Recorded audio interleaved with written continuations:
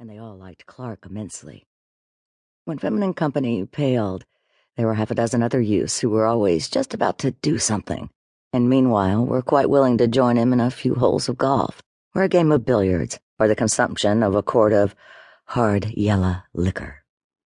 Every once in a while, one of these contemporaries made a farewell round of calls before going up to New York or Philadelphia or Pittsburgh to go into business, but mostly they just stayed round in this languid paradise of dreamy skies and firefly evenings, and noisy nigger street fairs, and especially of gracious, soft-voiced girls who were brought up on memories instead of money.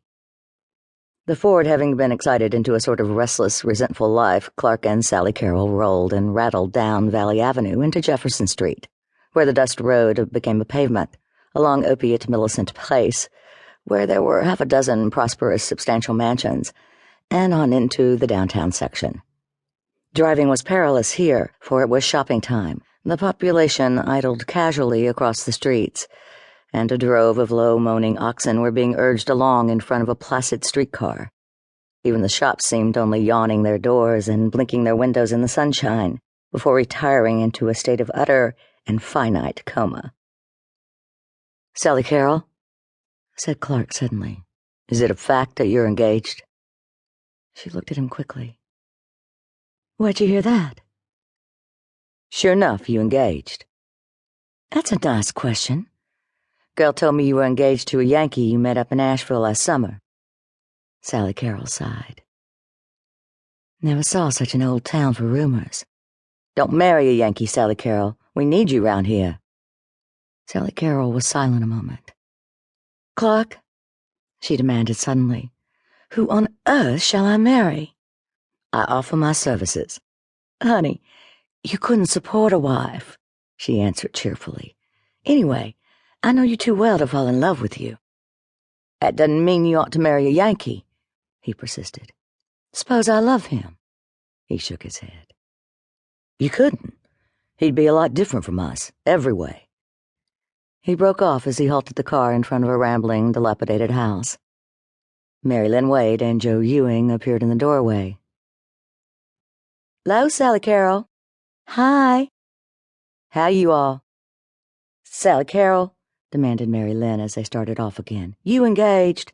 "Lordy, where'd all this start? Can't I look at a man without everybody in town engaging me to him?" Clark stared straight in front of him at a bolt on the clattering windshield. "Sally Carrol," he said with a curious intensity, "don't you like us?" "What?" "Us, down here." "Why, Clark, you know I do. I adore all you boys." "Then why are you getting engaged to a Yankee?" "Clark, I don't know. I'm not sure what I'll do, but, well, I want to go places and see people. I want my mind to grow. I want to live where things happen on a big scale." "What do you mean?"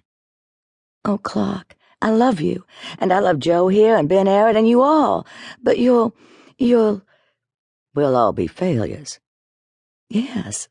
I don't mean only money failures, but just sort of ineffectual and sad, and, oh, how can I tell you?" "You mean because we stay here in Tarleton?" "Yes, Clark, and because you like it, and never want to change things or think, or go ahead." He nodded, and she reached over and pressed his hand. "Clark," she said softly, "I wouldn't change you for the world. You're sweet the way you are. The things that'll make you fail, I'll love always.